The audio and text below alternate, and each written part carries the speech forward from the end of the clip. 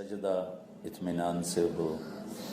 پھر عام طور پر ہم اتحیات میں جب سنت نفل میں ہوں، فرضوں میں تو امام کے پیچھے چلنا ہوتا ہے، ہم صرف ایک دعا پڑھ کے سلام پھیر دیتے ہیں. دعا کا سب سے بہترین جو وقت ہے وہ اتحیات کا آخر ہے.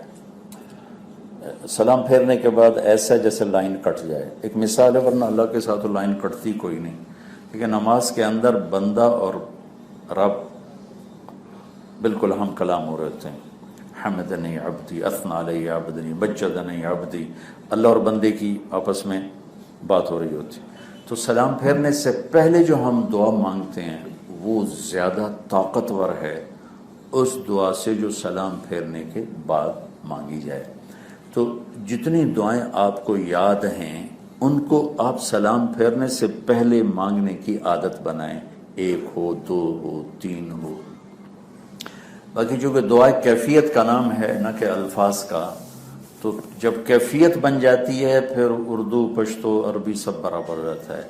اور کیفیت میں بولنا بھی ضروری نہیں، چونکہ دعا ایک فریاد ہے اور فریاد کے لیے الفاظ نہیں ہوتے، ایک درد بھری آواز ہوتی ہے جو اللہ کے عرش کو جاتی ہے تو ہلا دیتی. ورنہ گونگے تو مانگ ہی نہ سکیں، ہوں گے تو مانگ ہی نہ سکیں. دعا ایک کیفیت کا نام، جس مرد عورت پہ آ جائے، جہاں آ جائے، عرفات میں آ جائے، مینا میں آ جائے، مزدلفہ میں آ جائے، یہاں آ جائے، بلڈنگ میں آ جائے، بیت اللہ میں آ جائے، وہ وقت دعا کی قبولیت کا ہے کہ عرش کے دروازے اب کھل چکے. لیکن ہم جو رسمی طور پہ مانگتے ہیں یہ بھی نفع سے انشاءاللہ خالی نہیں. لیکن دعا کی اصل جو روح ہے وہ کیفیت ہے، فقر والی، سوال والی اور آہوزاری والی، جس کی بھی ہو جائے. اور سبحان اللہ، اللہ پہ صدقے جائیں. اللہ کو پتہ تھا میرے سارے بندے تو نیک نہیں ہوں گے اور مانگنا سب نے اسی سے، تو اس نے یہ نہیں کہا تقویٰ ہوگا تو دعا قبول کروں گا، نمازیں پڑھو گے تو دعا قبول کروں گا. کہا ایک کام کر لو قبول کر لوں گا، ایک جو بھی کر لو، بے نمازی کر لے، نمازی کر لے. امن یجیب المضطر اذا دعا، بے قرار ہو کے مانگو قبول ہو جائے، بے قرار ہو کے مانگو قبول، جو مرضی جیسا بھی ہے. اس کو پتا ہے میرے وقلیل من عبادی الشکور، انہوں نے خود کہا تھوڑے بندے میرے شکر گزار ہوتے. لیکن دعا کی قبولیت کے لیے تم تھوڑا سا رو کے دکھا دو، بس کام ہو جائے گا، تمہارا کام بن جائے گا. تو نماز کو اطمینان سے پڑھا جائے، تلاوت کے لیے وقت نکالا جائے. اب ہم ایک معاشرہ، ایک ماحول اور ایک خاندان بن چکے ہیں، تو کوئی اونچ نیچ ہو تو برداشت کیا جائے، کوئی کمی بیشی ہو چپ کر جائیں، سہ جائیں، پی جائیں. اور کو مینا میں بڑے غصے ہو رہے ہوتے ہیں، میرا بستر ٹھیک نہیں، میری جگہ ٹھیک نہیں، تو یہ چیزیں پیش آنے والی ہوتی ہیں. جب ہوٹل جاتے ہیں، میرا کمرہ ٹھیک نہیں، مجھے ادھر دے دیا، اس کو ادھر دے دیا. تو اگر ان سب چیزوں کو ہم برداشت کر کے گزر جائیں گے انشاءاللہ ہمیں بہت فائدہ ہوگا، ہمارا یہ سفر بہت قیمتی سفر بنے گا. تو اب ہم ایک خاندان ہیں، آپس میں کوئی کسی سے اونچ نیچ ہو جائے تو دوسرا اس کو برداشت کر لے، اس کو سہ جائے، درگزر کر جائے، معاف کر دے، الٹا اس سے معافی مانگ لے، بھائی میں آپ کے لیے تکلیف کا سبب بنا، مجھے معاف کر دو. تو انشاءاللہ اللہ کو یہ بات بہت پسند آئے گی، بہت پسند آئے گی. حج کی پہلی بنیاد آدم علیہ السلام نے رکھی تھی توبہ پر، ربنا ظلمنا انفسنا وَإِن لَّمْ تَغْفِرْ لَنَا وَتَرْحَمْنَا لَنَكُونَنَّ مِنَ الْخَاسِرِينَ. یہاں سارے گناہوں سے توبہ کر کے جاؤ. اور میرے اللہ بھی کہتا ہے اتنے لے کر آؤ جتنے بارش کے قطرے، جتنے ریت کے ذرے، جتنے درختوں کے پتے، اتنے لے کر آؤ، ساری معاف کر دوں گا. توبہ کرو، ساری معاف کر دوں گا. شیطان سب سے زیادہ حقیر ہوتا ہے عرفات کے دن، اس سے زیادہ حقیر اور کہیں نہیں ہوتا. اور اگر ہو جائے تو پھر توبہ کر لو، جب ہو توبہ کرو، جب ہو توبہ کرو، اللہ معاف کرنے والا. گناہ پہ باقی رہنا ہلاکت ہے. گناہ ہو جانا کوئی بڑی بات نہیں، گناہ پہ باقی رہنا ہلاکت. اور گناہ ہو جانے پر توبہ کریں گے تو اللہ سب معاف فرمائے گا. تو دوسرا ہم سے کہتا ہے کبیرہ گناہوں سے بچ. اچھا، ایک گناہ ایسا ہے جس کی طرف لوگوں کا دھیان نہیں جاتا، لیکن وہ بھی اللہ کی نظروں سے آدمی کو اتنا ہی گراتا ہے جتنا زنا، شراب، جوا گراتا. وہ ہے کسی کو حقیر جاننا، کسی کو حقیر جاننا، کسی کو حقارت کی نظر سے دیکھنا، اس کی کسی برائی کی وجہ سے یا اس کسی بھی وجہ سے کسی کو حقیر جاننا۔ شیطان نے اللہ سے کہا تھا میں 4 راستوں سے حملہ کروں گا، من بین ایدیہم ومن خلفہم وعن ایمانہم وعن شمائلہم، آگے سے آؤں گا، پیچھے سے آؤں گا، دائیں طرف سے آؤں گا، بائیں طرف سے آؤں گا، اور تیرے بندوں پہ حملہ کروں گا، کوئی تجھ تک آئے گا۔ آگے سے آنے کا مفسرین نے کیا مطلب بتایا کہ آگے آخرت ہے، ان سے کہوں گا آخرت ہے ہی کوئی نہیں، تو ایک بہت بڑا طبقہ میری بات مان جائے گا، جو جن کا یہ وار، جن پر یہ وار خطا ہو جائے گا ان کو پیچھے سے پکڑوں گا۔ پیچھے سے کیا مطلب ہے؟ پیچھے دنیا ہے، ان سے کہوں ہاں آخرت واقعی بہت بڑی چیز ہے، جنت بھی ہے جہنم ہے، پر یہ دنیا بھی تو ہے، ان کو دنیا کے چکروں میں ایسا پھنساؤں گا نہ جنت کے طلبگار ہوں گے نہ جہنم سے خوف زدہ ہوں گے۔ ان شمائلہم، الٹے ہاتھ سے آنے کا کیا مطلب ہے کہ ادھر سارے گناہوں کا رجسٹر ہے، تو شراب میں، زنا میں، جوئے میں، چوری میں، ڈاکے میں، جھوٹ میں، سود میں، ہیرا پھیری میں، ان چیزوں میں پھنساؤں گا۔ رائٹ سائڈ سے آنے کا کیا مطلب ہے؟ اس کو میں نے بعد میں بیان کیا کہ آخری چیز رائٹ سائڈ سے آنے کا مطلب یہ ہے جو علماء تفسیریں لکھا ہے کہ کچھ لوگ ایسے ہوں گے نہ آخرت سے غافل ہوں گے، نہ دنیا میں پھنسیں گے اور نہ کبیرہ گناہوں میں پھنسیں گے، تو شیطان ان کو چھوڑ دے گا نہیں۔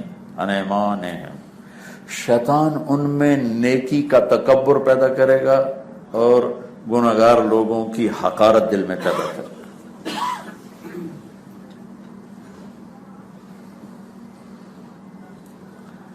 96 میں ہم نے نا فلمی اداکارائن ان میں ہماری جماعت کو حکم ملا، ہم نے ان میں کام شروع کیا، تو اللہ تعالیٰ نے بڑے نتیجے دیے۔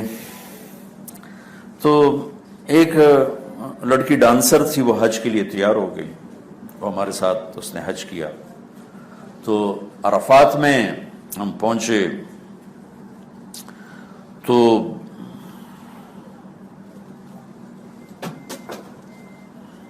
وہاں وہ میٹرس بچھے، چھوٹے چھوٹے وہ بچھے ہوتے ہیں، چٹائیاں بچھی ہوتی ہیں نا، وہ اس نے بچھائی ہوتی ہیں، معلم نے بچھائی ہوتی ہیں، اس کی فوم کی چھوٹی چھوٹی۔ تو وہ لڑکی بھی جا کر ایک اس میٹرس پر بیٹھی، تو وہاں پہلے سے چند خواتین بیٹھی تھی، انہوں نے اس کو اتنا ذلیل اور بےعزت کیا کہ تیری جرت کیسے ہو یہاں بیٹھنے کی، اٹھ جا یہاں سے، تو کنجری، تو طوائف، تو یہ تو وہ۔ اس بیچاری کا سارا حج انہوں نے برباد کر دیا، اس کا رو رو رو برا حال ہو گیا۔ کتنے دن پھر مجھے لگے اس کو تسلی دینے، سمجھانے کہ ہم تو آتے یہاں اس لیے ہیں کہ اللہ معاف کرے، یہاں کون سا اللہ تعالیٰ نے بیریئر لگایا ہوا ہے کہ صرف نیک یہاں تو آنا ہی بدکاروں نے اپنے گناہ معاف کروانے کے لیے۔ تو یہ میں عن ایمانہم کے بتا رہا ہوں کہ جو مرد عورت کسی طرح شیطان کے قابو میں نہیں آتے ہیں تو ان کو یہاں سے مار دیتا ہے، اوروں کی حقارت، اوروں کی کمی اور ان سے نفرت، یہ آدمی کو اللہ کی نظروں سے گرا دیتا۔